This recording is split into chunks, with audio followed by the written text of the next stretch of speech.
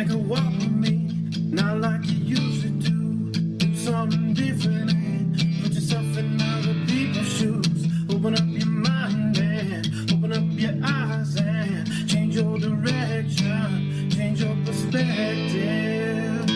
Welcome into Other People's Shoes. As you know, I am your host, Neil Matthews. Thank you so much for joining me today. Super excited that you've chosen to stop by today. It's a great day to stop by. Why? Well, let me give you at least one reason to stop by. You know this map that we've been talking about for the last 3 years? Know it, right? You've memorized it. You know where we've been. If we played Where Have We Been trivia on Other People's Shoes, you would be able to answer this question, right? Have we been to New Mexico? The correct answer is what? No, we haven't until now. So help me welcome in our guest from the great state of New Mexico. I'm not even sure. Are they Mexico? Are they the New Mexico? I don't know. We could make jokes all day about that, but we won't. Help me welcome her in. Shelby. Shelby, how are you today? I am doing great. Thank you so much for having me. And yes, we are part of the United States. But yes, New Mexico. Now, it's always weird to me, too, because there is a New Mexico, but there's not a New England state. It's very weird. That is true. It's very weird on that. And so geographically, I think we get challenged on that. They're like, wait, there is a New England. No, there isn't. Truly, there's not. But there is a New Mexico. Yes. And I live outside of Albuquerque in a little village. Actually, that sounds so funny, but it's called a village. But it's like 100 billion years old little place where we still live in adobe houses, which are very pretty, but yes. So my kid sister, I lovingly call her that because we've been friends since middle school. I actually met her before I met my wife, believe it or not. And she lived in Alamogordo, New Mexico. She was talking about even White Sands, New Mexico, which is pretty cool too. You ever made it out there? I've actually never been to White Sands, but I plan to. Hopefully this year I want to go because I have heard it is so beautiful and people know it from all over the world. So I'd like to go. Yes. And Alamogordo, there's not a whole lot in Alamogordo. So I think that's one of the big things of like making it all the way out there. It's like, oh, just to see a bunch of sand. But yeah, I'd like to go. Just make sure the water doesn't run dry. That's a little play on Boys to Men. They sang that song, The Water Runs Dry, I think, and I'm messing it up. They shot that video in White Sands, if I'm not mistaken. But Shelby, I'm so excited that you're here today. One, because you're from New Mexico, but two, because a little bit of your background has me excited. For years now, I have studied, I have learned, I have been intrigued by the Mormon faith. And you, my friend, if I can use that friend word, hopefully we can now, you've walked out of that. But I've never gotten an opportunity to sit down and have a conversation with a woman who has walked out of the Mormon faith. We had a guy a couple seasons back. And again, I value women's thoughts because they're different than mine. And they got a mom thought, they got a woman thought, they got all these other thoughts. So I know I'm putting hopefully not too much pressure on you. No, not at all. But I'm excited to sit with you from that conversation standpoint. So thank you. Thank you for being willing to come on and share a little bit of that. Before we get into you and that, we got to know this, of course. What style of shoe do you like to wear? So lately it has been on running shoes. Now, before COVID, I mostly wore heels, I think, all of the time, which killed me. But I love to run. And so now I pretty much spend all of my time as a fellow podcaster on running shoes. I love those. Have you tried them? They're awesome. What are they again? They're on cloud or something along those lines. They have like this weird little symbol on them. And it took me forever to even knew what they were. But yeah, they're like on cloud running shoes and they're amazing. On cloud running shoes. You run in those? Yes. And I love them. They're awesome. What color are they? My ones today are like a bright orange coral color. They're awesome. Okay. Wow. I have seen those. So those are really good. Yeah, they're great. Okay. Yeah. So if I need to get back into running, which I do, everyone would tell me that. Mm-hmm. I need to get these. Yes. Those are going to be the ones. I need to break my deal with ASICs and not that I have a shoe deal, but maybe one day. But I need to go get those, right? Yes. That's what I need to do? That's what you need. So are you encouraging me to buy another pair of shoes? Just asking for a friend?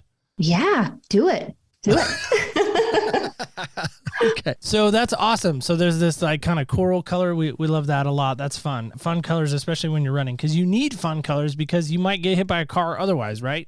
You could, unless you're in a village, where I am, where there's not that many people. There are no cars. There are just buggies and horses. No, it sounds silly. No, there's plenty of cars. I'm just joking around. But getting into you and getting into what you're about, we've been asking people this question, like this aglid, which to help is this plastic thing, metal thing at the end of our shoelace that if it wasn't there, our life would kind of unravel. And then a guest challenged me recently. He said, well, what if that aglid was cut off? how does life continue to work for the shoelace if it's cut off? How does it get through the eye hole to serve its purpose, to do what it's meant to do? And I'm like, man, that is really philosophical, all for a shoelace. But I want to ask you that question. How hard was it for you to truly walk away from the LDS faith? Ooh, that's kind of I like that way that you went into that. You know, to be completely honest with you, I feel like my entire life, I was kind of an unraveled shoelace until I found what true surrender actually meant. I think that is the moment that maybe that little piece got put on my shoelace. That I had always been unraveled in some way. Yeah, leaving the Mormon church was interesting. So I guess a little bit about my backstory in the fact I grew up in a mixed faith home. So my dad was LDS. My mom was not. My mom went through 7 sets of missionaries and never joined the church. But from a very young age, so from at eight, you have to decide. You don't even decide really in the Mormon church. You just get baptized. That's just what you do. For me, it was actually a decision, which is not something that most kids have. So I had my dad who would be heartbroken if I didn't, and my mom who would be heartbroken if I did. And that pressure and kind of where that came was a serious struggle. But I think I look back now at my life and just how God kind of worked through my life from the very beginning. He put me in that position so that I would be a questioner, so that I would have to re-examine things and really look at things. Through that whole kind of process, I think I just felt very unraveled for a very long time. What does this all mean? Why am I doing all of this? What does God really want from me? Is there even a God? You know, I mean, it was a very confusing time until I understood the moment of surrender.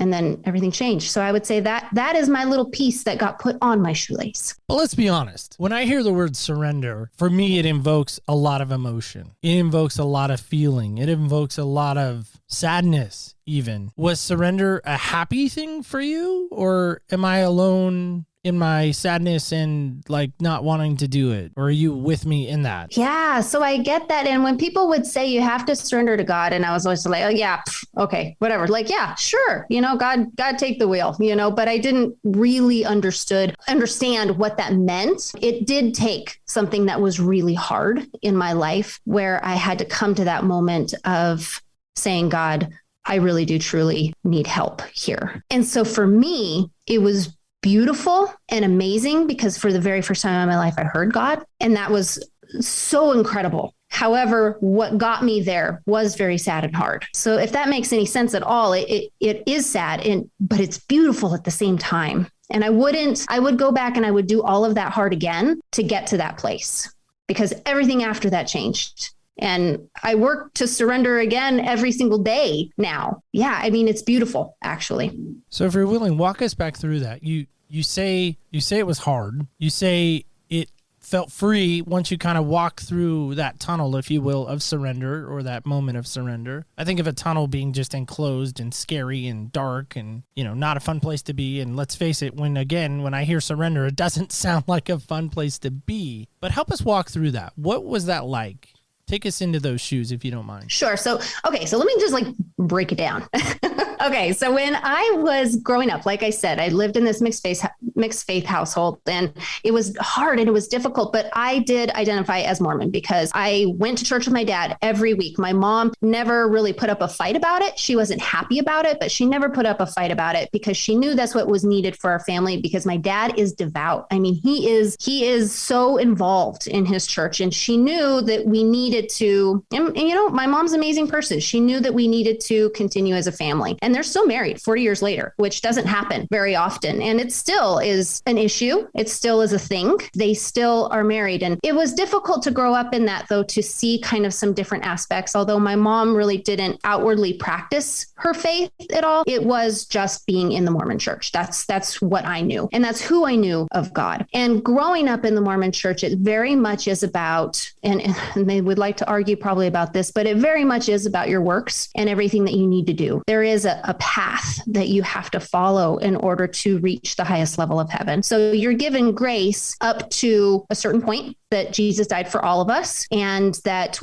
everybody on the earth will go to heaven. However, if you want to actually see God in heaven, you have to follow this path and you have to go through these things. But I was always different. in the church because I didn't get baptized at 8. I waited until I was 10, which I didn't even find out until much later that meant I was a convert, even though I had grown up in the church. Crazy, right? I had to have missionaries and everything as well. They wouldn't just let me get baptized. I had to have missionaries as a 10-year-old. It was complicated. And I knew that I stood out as somebody who was different. Because of that, I think there was a little bit of rebellion also. But at a certain point, I realized that I couldn't sit there and say that I knew God. I didn't know him. I would sit there in church and I knew I didn't know God at all. And I didn't really know what he wanted for me. I knew what the church wanted for me. So it was very much works-based and always kind of like what I need to be doing.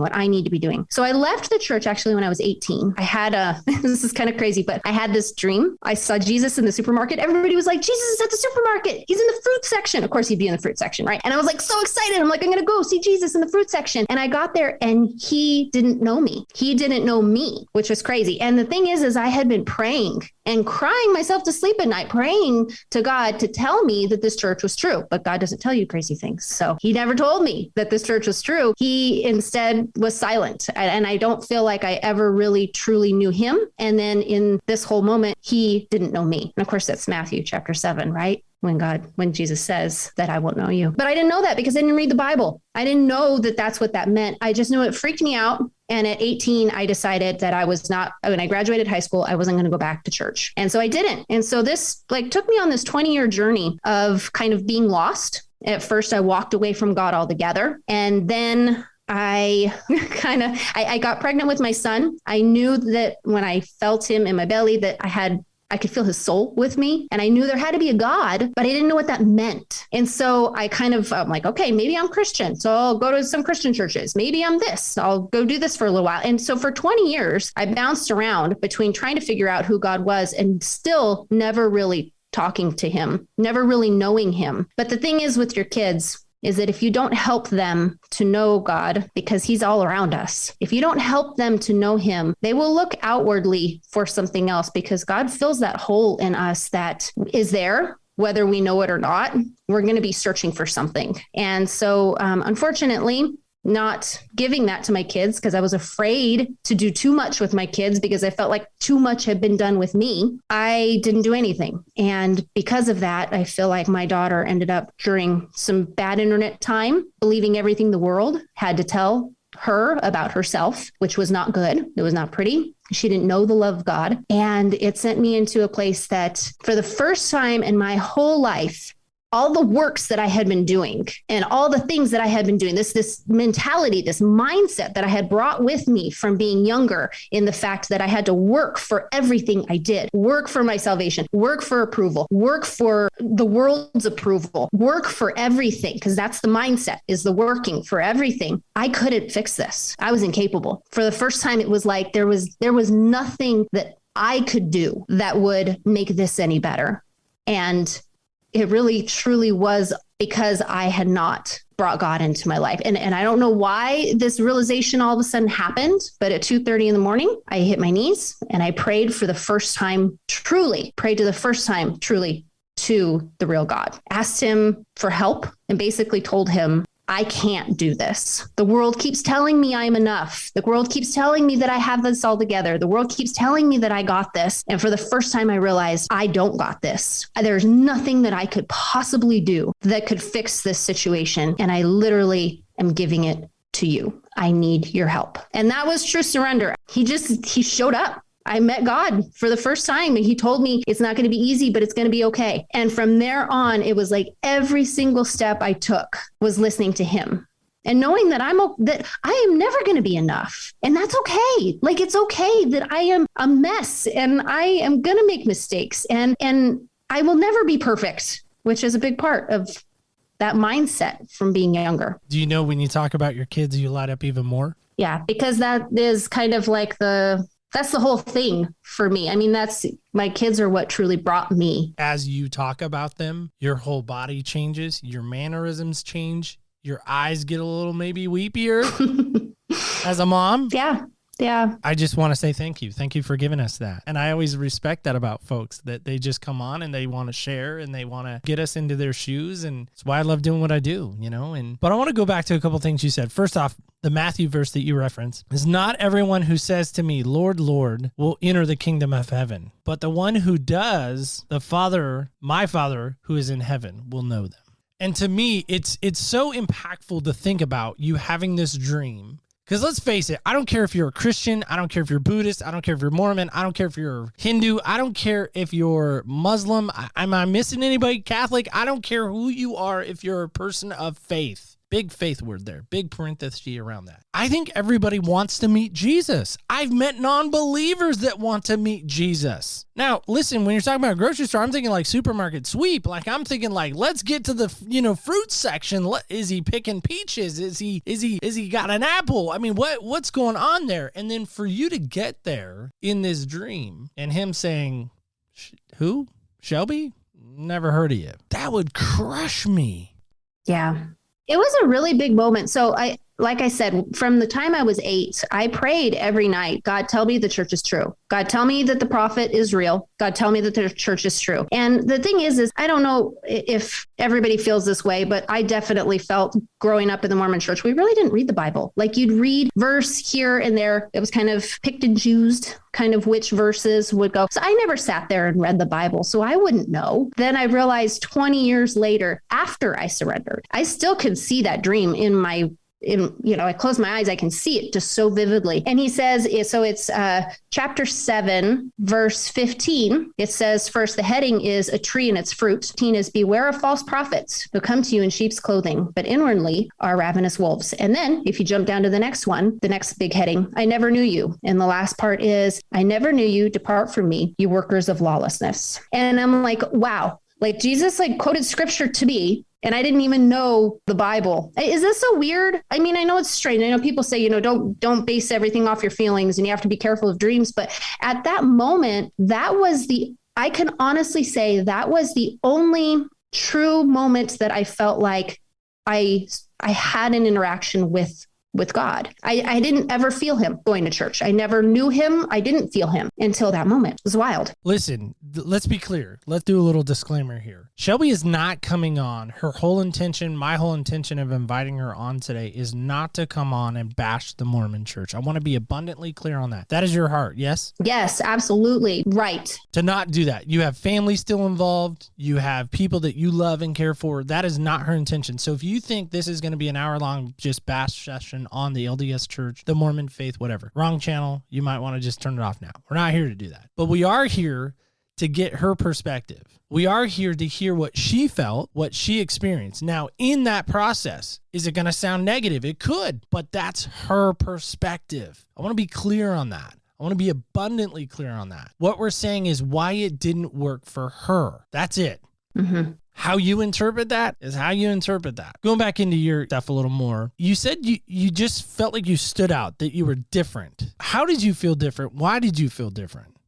Well, a big part of the church's family. I mean, that's it's almost more important than anything else is the idea of families are forever. That really is kind of what the whole basis for the faith is wrapped around. And for me, I stood out because my family was not all in the church. And I was there. My dad was there. My sister was there. My mom would come with us, usually to kind of the beginning part. And it wasn't every weekend. We stood out, though, as different. And when I then was 8 and making that decision to be baptized because it wasn't made for me, I did have to decide on that. It made me different. And I remember sitting in classes and then being like, well, this applies to everybody else in here, but you, Shelby, because you're not baptized yet. And it was different. It's cultural. It's a complete cultural social package. And the idea of the family unit and the fact that I didn't fit in that. And so that didn't mean, though, that I couldn't have still totally been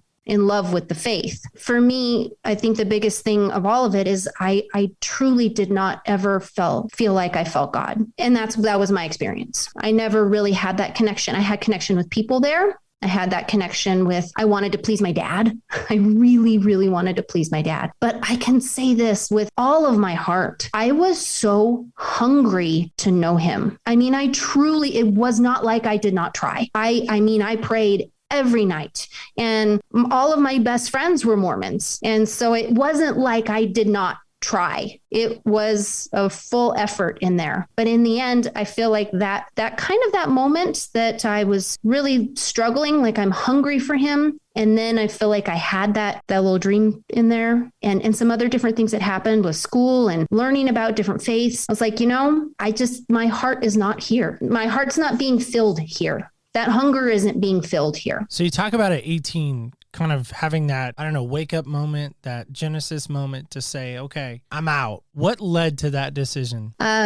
World history in high school. I had this wonderful teacher named Mr. Bear. I have no idea what his actual religious affiliation was, but if you know the world history is the history of religion because that really determined a lot of what happened in the world. And for the first time, I really saw there is another way. Like actually the other people do think about things differently. And here I have felt different my whole life for not feeling God. And there are other ways that people believe. My grandparents were Catholic, so I did go to Catholic church occasionally when I was younger with them, but it never really occurred to me that there was another way to believe. And that is, I think, maybe what kind of prompted the whole dream that I did have and everything. I was really at a moment where it was like, okay, I'm struggling and I do want to know God. And then that happened. And then I was like, okay, I think I'm just going to have to say, my heart's not here. It was not like okay, now I get to leave moment. When you actually think about, okay, everything I've ever known about God, my entire life, everything I've ever known about him, I am going to walk away from, your brain kind of explodes. It was just exactly what happened. My brain kind of exploded. I was like, holy smokes, everything I know about God could not be true. And I think that's why most people, they say 85% of people who leave the church become atheist or agnostic, I didn't know those words necessarily, but I will say when I decided to leave the Mormon church, I left God.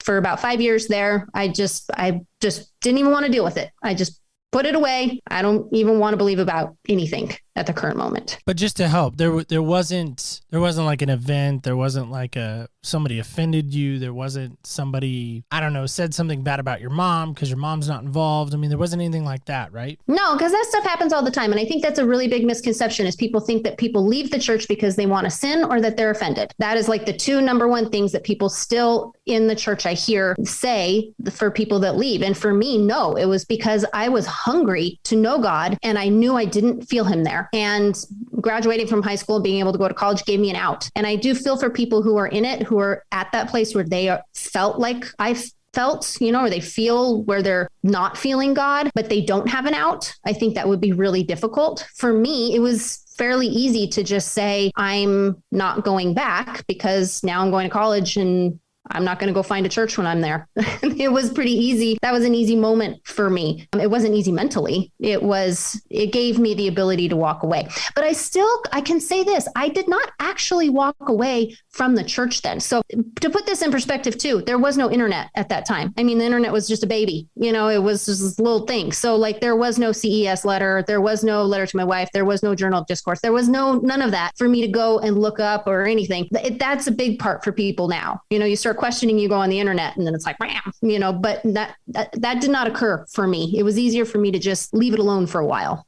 That's fantastic. I love that. See, this is the perspective that I'm talking about, is because there are those people out there that are like, well, why didn't you just research this out? Like go to the internet, ask Google, ask Jeeves, ask, your neighbor down the street. Is this true? Is this right? Is this perfect for me? But we really didn't have those things in those days. It's interesting though. I want to go back to the dream again, just because I'm so fascinated by it, by the way. It's kind of ironic in a sense, because Joseph Smith gets a dream or a visitor, Moroni, the angel, telling him about the golden plates, where they're buried, can't go get them yet, gotta wait a year, whatever it is.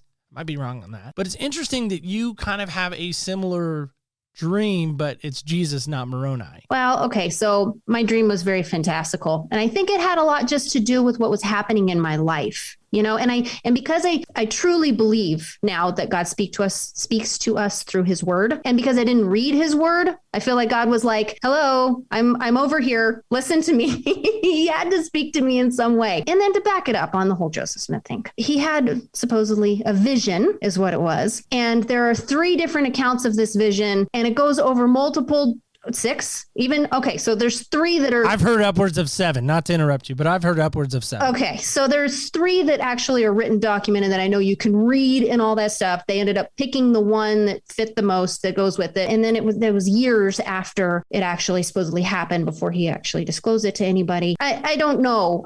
It's hard to say with all of that on the reality of it all. I don't know. All I know is my experience and kind of how I walked through this and how much it actually all made sense when I came to that moment of surrender and I started to read his word. And it was like every time I read his word, he showed me something else and he showed me that. And it all just made sense. Here I was thinking that he had never been there for me, that I was hungry for him and he had never been there, when I could now look back and see all the places that he had been in my life and guiding me in my life and waiting for me to just say, God, I give it to you. And it wasn't at a place where maybe I could. But in this, Shelby, now you mentioned your dad's still involved. How has that relationship with dad been for you?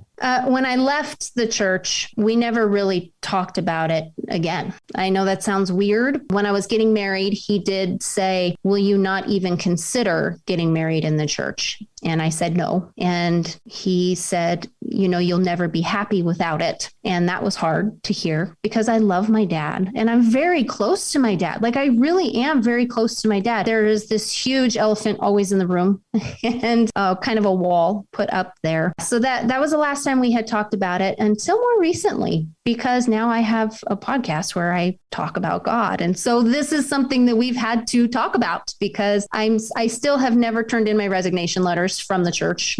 God doesn't keep paperwork. So I think that's silly. I don't even care. But that means that I still have people in the church. I've lived in the same 20-mile radius my whole life. So all these people that I grew up with are still part of the church. I still have like a home teacher who will come and drop stuff off on my front doorstep. She's amazing. She's a wonderful woman. I love her. She's great. She's probably one of the best people I know in my life. We obviously don't agree. So, but he knows, is I guess what I'm saying. He knows that I am saying things that are not in line with his church. I guess the thing that's been the hardest for me about it, if I was him, and I truly believed that my daughter's salvation, my own salvation, my ability to meet God one day, the whole thing is dependent upon her being in the church, I would have talked about it. I would have brought it up. I would have been a little bit more serious about trying to bring me back into the church. And he never did. And he's never even asked why I left. And that part has been hard for me. I'm not going to lie. That part has been hard for me because I know he loves me. And that's odd.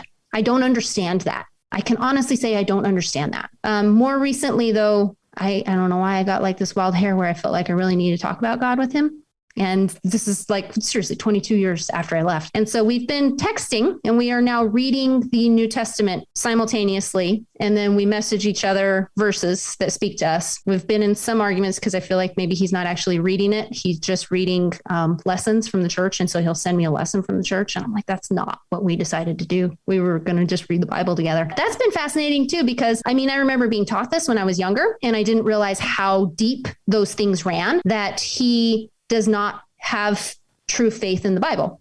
And that's been a struggle. So I don't know if you knew that about the Mormon church, that it is the least trustworthy of all of the scriptural doctrine. And so long as it's been translated correctly is even part of their teachings. And so not having true faith in what it says, it's okay if it contradicts everything else because we will believe everything else over the Bible. And that's been complicated. So we're about to get into Romans, me and him together, and that's going to be real fun.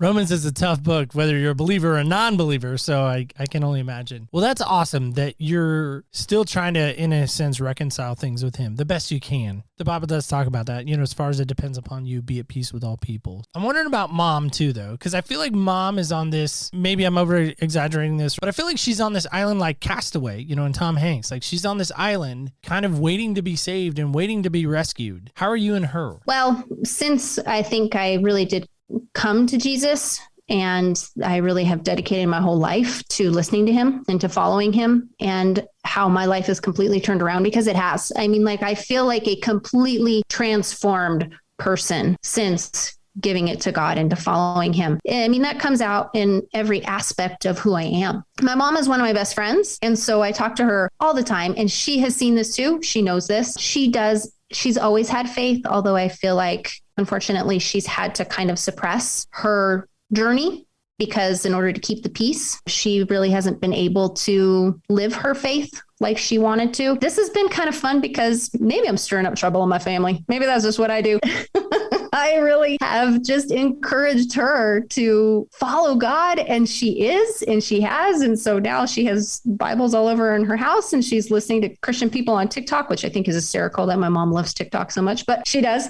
And I think it really does kind of maybe disrupt them some things sometimes. I know my dad the other night, he's like, you and Shelby both, what is going on with you guys? He was all frustrated. That's okay. I mean, it's okay because I feel like it's all for God. If sometimes we have to be stirred up. He's working on him right now. I really feel like God is working on him right now. Everywhere he goes, it feels like someone's telling him something. So maybe, I don't know, maybe there's still hope.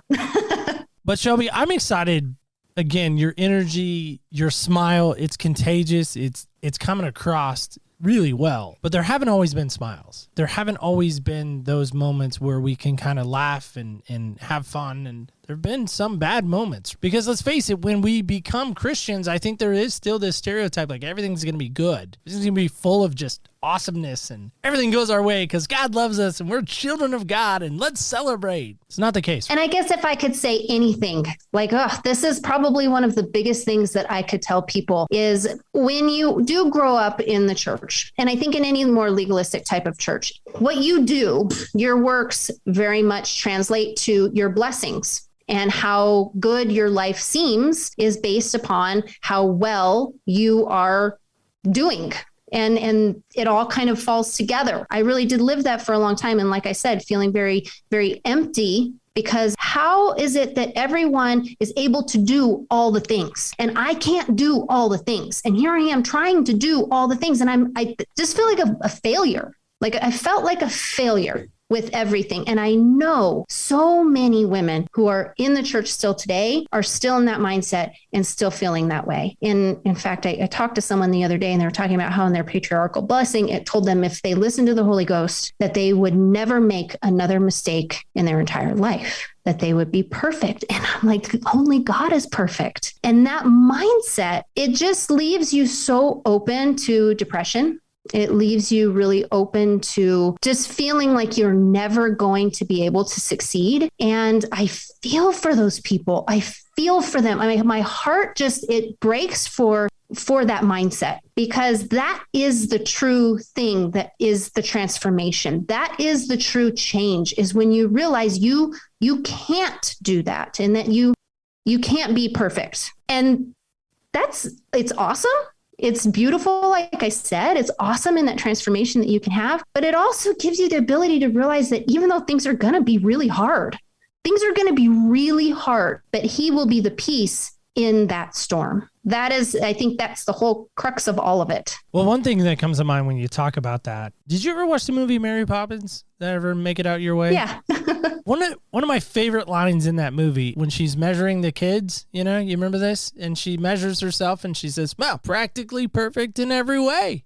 Yeah. Like at the time as a kid, I was like, yeah, Mary Poppins is perfect. She can't do anything wrong. What's the challenge if a woman today is struggling in your mind? And maybe you've been there. Sounds like you kind of have. If they're like, well, I just have to be practically perfect in every way and I'm going to be okay. What's the danger in that for you? It's funny. After I left the church at 18, I don't feel like I truly left until I say around 25 or so when I did find the internet. And then it was like, okay, now for real, I'm going to just go ahead and research. I put it all away. I didn't change the mindset. The mindset was still there. It is so damaging because the world also wants to tell you the same thing right now. I feel like everywhere in the self-help world, everywhere in the new age, everywhere in the everything, they all want to tell you the same thing, that you have this thing inside of you that, can just, it's everything. And that it will make you, and as long as you can find this wonderful, amazing thing, part of you, you'll be able to do all of it. And you will be perfect and you will be able to do all the things and look at all the success that you'll have and look how wonderful your life will be. And like I said, I feel like the biggest danger in that is that it's not true. It's just not true. Nobody is perfect. God is perfect. And we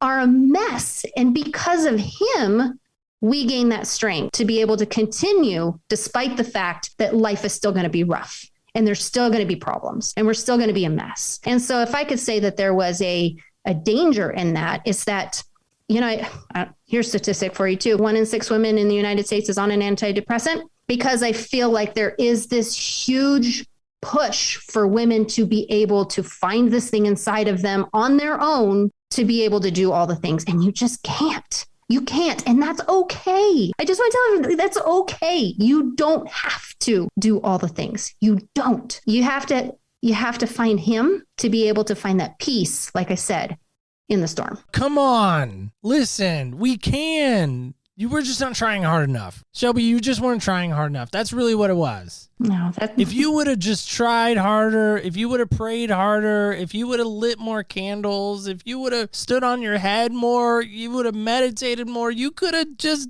done it. No? Yeah, that's what everybody would like for you to believe. I feel like that's what the entire world wants you to believe right now. And it's just not true. It's not true. The thing that blows my mind on you again is not only is Mormonism in your background, you have other faiths that you kind of, if we were thinking about it like a buffet, we had one in our community called Hometown Buffet. You could go there and you could get a, smorgasbord of whatever. Like, oh, I want some pudding. I want some nachos. I want some steak. I want some of this. I want some of that. That's what's so great about a buffet. But you've tried it all. What makes you come back to Christianity saying, listen, this is the way, the truth, and the life, and that no one can find the Father except through him being Jesus? What made you make that decision? Well, I will say this, through this whole journey, like I said, when I first left the church, I left God altogether. And then I kind of went on a thing where I knew that there was a God. And because I knew that I wasn't going to be Mormon, but I was still open to the Christian faith, I started kind of going to some Christian churches, and I kind of started listening there and kind of dabbling in that, but never making that mind shift, never making that transformation. And I think there's a lot of people even still in the Christian faith who just go on Sunday and they've never made that shift. They've never made that change. But then because I didn't have that root, I didn't have that deep faith, it left me open to still wanting and still looking. And so, yeah, I mean, I went on, I call myself a self-help junkie. I mean, like I read every self-help book, Eckhart Tolle, all the stuff, Oprah was my thing, it just really kind of trying to always fill that void and trying to, and listening to everything they had to say that I could do it all. And so I tried that, did a lot of yoga. So got into kind of Buddhism for a while, kind of just really always trying to fill the void. I feel like that moment though, when I realized that I could not do it all, and it was hard. And it was the hardest moment of my entire life. Who did I call out to? To God. I cried out to Jesus. And I think it's funny because someone said this to me the other day, when you say, oh my God, and everybody's like, don't say that right now, because like as Christian, we don't want to use the Lord's name in vain, but people don't go around saying, oh my Buddha. People don't say that. So, I mean, really, God he's all around us. He's innate. I feel like to deny him is almost, you have to kind of go the opposite direction in order to really deny the fact that he is in us. We can see, we can feel him in our creation. I mean, he's our creator. But why I now go back to Christianity, I feel like I never was there. It was when I found him, it was undeniable, and I will never leave, because he is the thing that filled me up. He filled up my heart and he changed me from the inside out. We talk about Romans. I love Romans. That is what Romans talks about too, is that transformation of the soul. I died in who I was, and I am reborn as a new person in Jesus. And it's truly how I feel. It's not even like a question. And would I have ever found that in any of those other faiths? I don't believe it would have been possible to have found that. Your women's kind of seems like enthusiast, like maybe women's ministry, women's speaker, maybe on the horizon for you in some respects, right? Yeah. We're going to send you out to Provo, Utah. We have a sold out stadium. By the way, Provo is in the backdrop of the Mormon faith. They have this little stadium out there. They have a big Y on the center of the field, the 50-yard line, standing for Brigham Young. It's Brigham Young University. Their campus football stadium seats 63,725 people. Now imagine if we get 63,725 women in that stadium who have walked the road of Mormon faith. What would you tell them in this moment right now? Ooh, no pressure. Holy smokes. That is a bit scary. I think that I would definitely tell them that they are not alone and that it is okay to question, because the real Jesus can be questioned up and down, and he is just going to show himself over and over again. So if you have questions, do not be afraid to go on a Jesus journey and to find him, because he is waiting for you. He is waiting for you with his arms out, waiting for you to come to him and to know that everything that you are striving for, all those works, all the pressure that has been put on you to do all the things, and there's a lot. If I was talking to these women, I'd say that I know there is a lot on you to be so much. God does not expect for you to do all that, and that he is waiting for you to give it to him. And when you do, that transformation is going to change everything. Would any of them listen to you? I absolutely 100% believe that there would be a good chunk of women there who definitely would. Because for me, I had an easy out, but I know there's so many women who are in it who don't. They don't have an easy out, and they're hungry. They are hungry to know God. And I do think that if someone said it's okay to go on this Jesus journey, it's okay to question, they would absolutely listen. I had one woman tell me for a little while, because of the way that you have to be kind of stuck in it all, she said, I had to give myself permission to take a break. I couldn't say I was going to leave yet, but I did. I had to give myself permission to take a break. To all you women out there, it's okay to take a break. There's power in the pause. I learned that during the March Madness tournament. There's power in the pause. So Shelby, how can people find out more about you? Where can they go? I know you mentioned the podcast a little bit a moment ago, but where can people go to hear you, listen to you, and find out more about you and what you're all about? Yeah, thank you so much. I appreciate that. So Finding Faith Above is my podcast. It's all about finding faith in our God. I was very jealous of people who had faith all growing up. I could see people who had faith and I just didn't have it. And so finding that faith in God above. So findingfaithabove.com is my podcast. It's my website. Everything I do now is dedicated to, those basic Christian beliefs, those things that are so confusing when you go from any sort of legalistic religion into Christianity can be very complicated. And so trying to help you to make that change. So basic Christian beliefs. And then we tell stories of finding faith. So those stories when they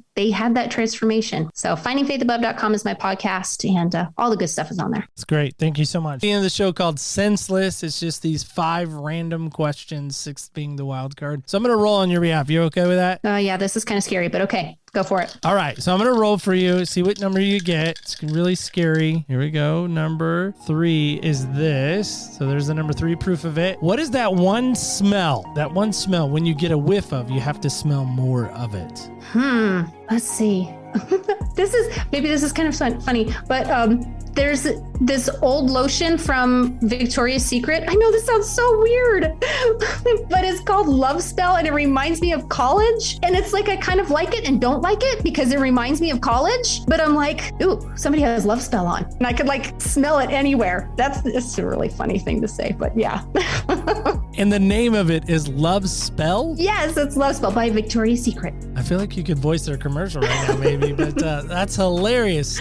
Out of all the smells in the world, that's what we sent it back to. Okay, all right. Yeah, I guess so. I think that would probably be it. Because I guess maybe it said, I have some right now. Maybe that's why it's on my brain, because I bought it after a million years. And so I'm now like, you found it on Amazon or something? I kind of like that's it. Funny. Yeah.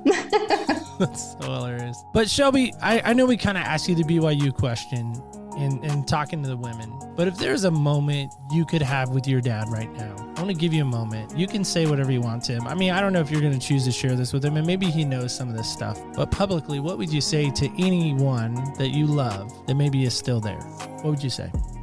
You don't have to be perfect, and that we love you anyways, and that God will always love you, and he does not expect for you to be perfect. In fact, he just wants you so badly to give it to him. Take that pressure off yourself, because it's never going to be perfect. You're loved so much regardless. Shelby, again, thank you so much for coming on. Really appreciate it. All right, guys and gals, kids and campers alike, sad time when we have to say goodbye. But again, it's only goodbye for a moment. We'll be right back with you next week with a brand new episode next Wednesday. So join us there on your favorite podcast platform of choice. We love that, of course. We also love it if you jump on over to opspodcast.com. Leave us a review there if you like what you're hearing. Even just send us a little voicemail. We love that too. But I also want to call this to your attention, and that's this. What is something in your life? What is something in your life that you need to give up? What is it? Now, for me, I know this sounds super, uber, ridiculously silly, but as long as I can remember, I've always chewed my fingernails. It's disgusting. It's a terrible habit. My wife just hates it. She probably would tell you right now, it is the thing she hates the most about me. If there was one thing, she would probably say she actually hates that. It's disgusting. It's horrible. But some reason I continue to do it. I don't know why. It's dumb. But maybe you have that thing right now that you need to let go of that's been disgusting, that's been terrible, that people around you maybe don't necessarily like. And they've been telling you for a while now, like, hey, there's another way. Hey, there's another way. There's a better way. And again, I want to reiterate, Shelby was not here to bash Mormonism, and I don't think she did. And I'm not even saying Mormonism is disgusting. For me, it's not for me. For Shelby, it's not for her. But again, I'm talking about the idea of surrendering something. Maybe today's the day you finally say, okay, enough is enough. I cannot be practically perfect in every way. I have to give this up. Let me know what that is. Again, opspodcast.com. Love to hear from you. You can let us know on social media, OPS Podcast Show under Instagram, Facebook, and Twitter. Love to hear what those are. What that one thing is that you need to let go of. Let me know. Again, love to hear it. And remember this, do not ever forget, remember when you walk in other people's shoes, you really do get a different perspective on life. Thank you so much for listening, and stay tuned till next week when we walk in other people's shoes.